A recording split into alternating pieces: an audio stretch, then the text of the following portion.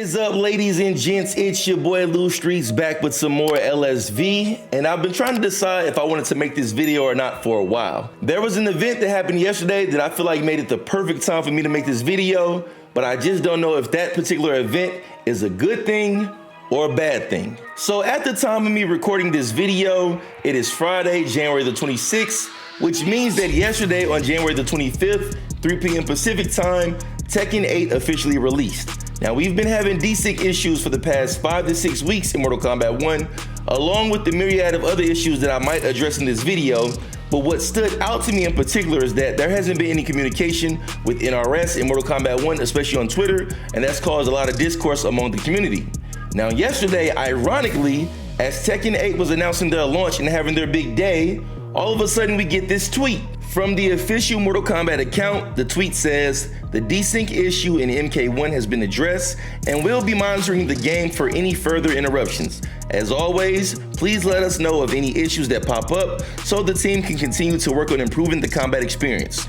Very ironic on this particular day, huh? Now, as I stated earlier in this video, this could mean one of two things. NRS feels some pressure to perform, and they're desperate, so they're trying to steal attention from Tekken 8 on their launch day. Or on the other hand, NRS feels some pressure to perform, and they know that they need to make adjustments because competition is around, their launch hasn't been that good, they need to improve the game's lifespan and community experience if they stand a chance to survive. Now, the real question is, what happened? How did it happen? Why did it happen? As far as I'm concerned, I can't think of a bigger fighting game IP that has had AAA status and had this horrible of a launch. The closest thing I can compare it to is Anthem, who had a ton of hype with EA, and somehow they dropped the ball and all of their momentum came crashing down. The confusing part with this about Mortal Kombat 1 is that we know you guys know how to do it because you did it in MK11. MK11 had a ton of things to do besides just play matches against each other. We had the crypt, we had towers, we had tons of DLC, tons of skins to get, and we didn't have all these microtransactions. But somehow, Mortal Kombat 1 has did the complete opposite, and the question is why? Now, there is this growing opinion amongst the community that the game is dead because they took our money already and they don't care about the result, they already got paid. Now, many large creators haven't been saying this. However, Dynasty has been very vocal about this. He's called some people shills, saying that they're kind of hiding under the guise of sponsorship to not address the most obvious things that are wrong with the game. I don't really agree with this opinion that the game is dead because they took our money already. However, I will say they aren't making the best effort to dispel those rumors, at least through communication. And there are examples of this all over Twitter, but don't take my word for it. Let's read some tweets. Now, my first tweet is from the homie one and only Viz. He's pretty much being sarcastic, but he is responding to what a lot of people are saying in the community. He says, NRS players saying they go into a new game. This is because they don't like MK1 currently. Injustice 2 sucks. I'm playing Tekken 7 and Soul Calibur 6. Just to come back and play Injustice 2 before Mortal Kombat 11. He then says, oh my God, breakaway, down to crushing blow, MK11 sucks, I'm playing Street Fighter 5 until Mortal Kombat 1. Then he sees those same players in tournaments all the time. Now he says people are saying the same thing about Mortal Kombat 1 while saying they're moving on to Tekken 8, to which the homie Big Glees replied, I think the NRS has just had poor releases with MK11 and MK1 and people are sick of it. They're looking for a new game but they can't find something they like. This is kind of true to an extent because of the fact that NRS players seem to really just love their games. MK11 had a good release, it had some gripes, but it's nowhere near what's going on with Mortal Kombat 1. Let's move to the next tweet. Koi Z, who was known as one of the best Sindel and Katana players, if not the best in the community, says, not to be dramatic, but Mortal Kombat 1 is literally dying right in front of us. Sonic Fox, our undeniable GOAT. I am hopeful that it's not too late for MK1 to get back on the right track. I know there are certain things that are completely WB's fault and not necessarily NRS's, but it doesn't change the situation we are in. If not, I will drop the game. I've done this many times already. To which Tekken Master replied, I will drop it as well if things stay the same. Sorry NRS, but I can't care about someone who doesn't care back. Dream Eater says the community manager, he's referring to Tyler Lansdowne for those who don't know, tweeted for the first time since the Quam release fiasco. This is when the desync started. Except this tweet was about football instead, and the tweet can't be replied to because the community manager doesn't feel like hearing from the community. The lack of communication is wild. Rewind, another well-known pro player. It's a sad time to be a Mortal Kombat fan right now. Desyncs every 3 out of 5 matches, laggy unstable coughs, no crossplay for 2 MKs in a row, missing game modes, constant silence from the devs, whack Pro Tour, etc. I just simply want to play my $140 game online without hassle. Destroyer FGC says, alright NetherRealm, I think it's been close to a month with this desync issue.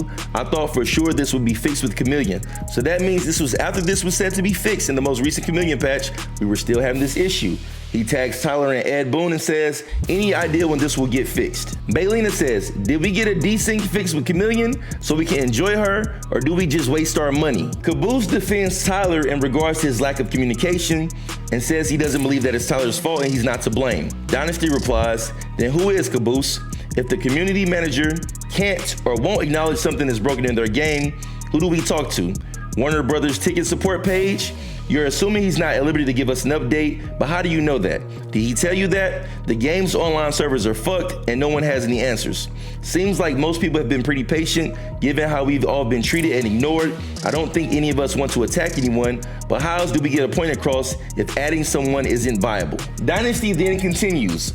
Mortal Kombat community managers confirming that they can't provide any updates unless they're allowed to by higher ups is the most disheartening thing ever as an actual fan.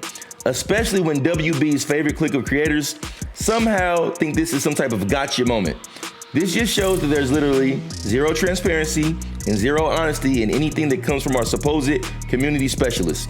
Siding with devs is one thing, but to sit and belittle customers when you take money and handouts from this slimy fucking publisher under the guise of sponsorship is so fucking scummy. You know who you are, and you all sold your souls for what, a free game? Can't even voice a concern without quaking about pissing off Mr. Johnson. Shit is trash, yet we wonder why Mortal Kombat is fucking dying. That's a really, really strong opinion and some borderline heavy allegations, insinuations, but that's how he feels. And I have a final tweet from Dynasty, who is really getting this shit off his chest. He says, Shields think because MK1 is selling millions of copies, that somehow translates to it being a good game that isn't dying. You know what else sells a shit ton of copies annually?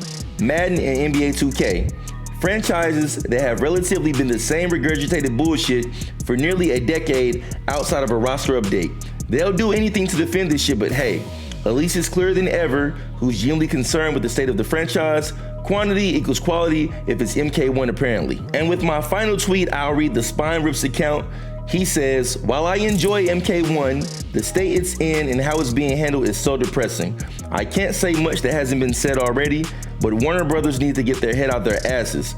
Rather than force NRS to over-monetize everything, there can't be a Mortal Kombat game like this again after MK1. It would probably bury the franchise. And for all of those that I read, there are so many more that I didn't read. And in fact, I wasn't searching for those on purpose. Just when I started thinking about creating this video, I just started screenshotting a lot of what people were saying, and the total started to add up to be a ton. That was about 18 plus tweets or something like that. And in reality, these are reputable players and creators, so it's not just faceless accounts that are complaining. These are people who are known to be associated with the game, and that's pretty disappointing. And I've been holding my tongue on this. While I do have some opinions on the game itself, I don't necessarily dislike Mortal Kombat 1, but I think the replay factor that Mortal Kombat 11 had was much better in many different ways. And I'm not even just talking about all the content stuff, I mean directly with the gameplay. The gameplay has been saving the game to some extent, but I'm not fond of the cameo system. Not because it's not a good idea, it just wasn't implemented well. It feels like of the amount of cameos on the game, you can only play a select few a certain way, and so it kind of makes the other ones irrelevant, and I'm not really a fan of that. I like assist-based fighters. As you guys know, Dragon Ball FighterZ is my favorite fighting game. I think it's the best fighting game of all time.